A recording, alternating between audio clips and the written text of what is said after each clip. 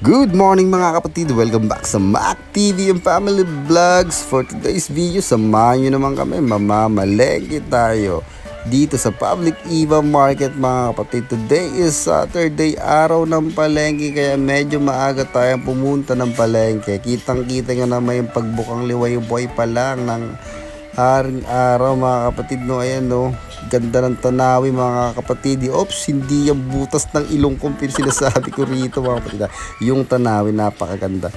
Hindi ko na nga kinuha na ng video yung pamamalengke ni Mrs. kasi walang magbabantay sa tricycle. Yun na nga, namalengke lang kami ng gulay dito sa kabila at i-deliver na nga natin. Idadala na natin dito kila nanay, kila Tita Peach.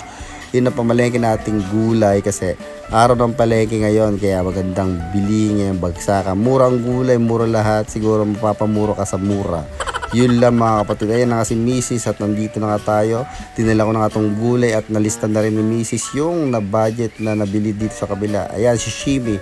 Si Shimi ang bantay rito at talagang mabait tong asong to. Tagal niya na rin dito yan mga kapatid. Tingnan nyo naman, ang lambing-lambing. Ang taba-taba pa.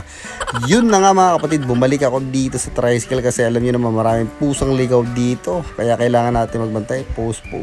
Baka madali pa yung bangus na binili natin.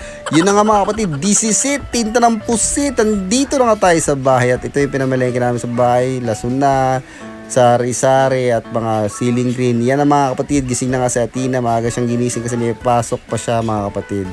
Alam niyo naman yan, pag hindi mo gigising, di babangon yan. Pero yung kapatid niya si Tali, ayan, bagsak pa rin, tulog pa rin kasi alas 6 pa lang nga yan mga kapatid, maaga pa lang talaga yan.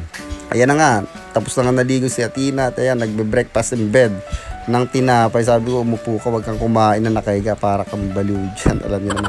Ayan, si Mac TV kumain na rin at nag-aalmusal na rin kasi ready na tayong papasok mga kapatid maya-maya. Maghatid muna tayo ng ating mga estudyante. Ayan na nga mga kapatid. Shoutout sa Great Taste Choco. Yan ang iniinom namin. Great Taste Choco mga kapatid. Sakto lang yan. Sarap. Masarap din.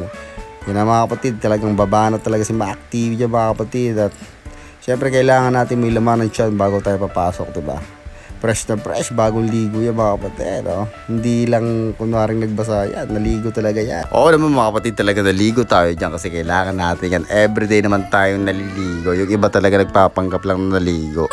Nagbabasa lang ng buhok kasi nilalamig. Ako talaga, everyday yan naliligo tayo. Yun na nga mga kapatid, natid ko na nga dito si Atina sa school at naglalakad na kami dito sa hallway papunta sa kanyang room mga kapatid. Ito na nga maya-maya. Ayun, nauna na siya, nagmamadali na talaga siyang papasok. Ayan na, hindi ko na kinuha na ng video. Ayan, pumasok na siya. Ayun na nga, diretso na ako dito sa work. Nagsusulat na tayo ng tickler.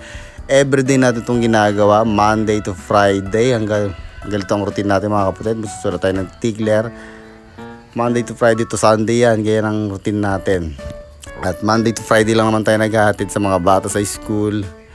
Kaya tsaga-tsaga lang. Kala mo nagpapataya ng weteng or nagsusuma. Pero nagsusulat ako ng tickler ko mga kapatid. At maya-maya nga ay pupunta na ako at aakyat na tayo sa 4 na palapag na hagdan dito sa entrance employees namin dito sa Happy Go Iba Shopping Center mga kapatid. Ayan na nga mga kapatid, papasok na tayo. Dito na tayo sa hagdan. 4 na palapag yan mga kapatid. Talaga nakakahingal dyan pag first timer mo. Pero pag paulit-ulit mo nang ginagawa mga kapatid, masasanay ka rin dyan. Yun na nga, this is it. Tinta ng pusit. At maraming salamat sa panonood mga kapatid. At patuloy kayong mag-share sa mga video natin na i-upload. Yun lang, maraming salamat. God bless all. Thank you.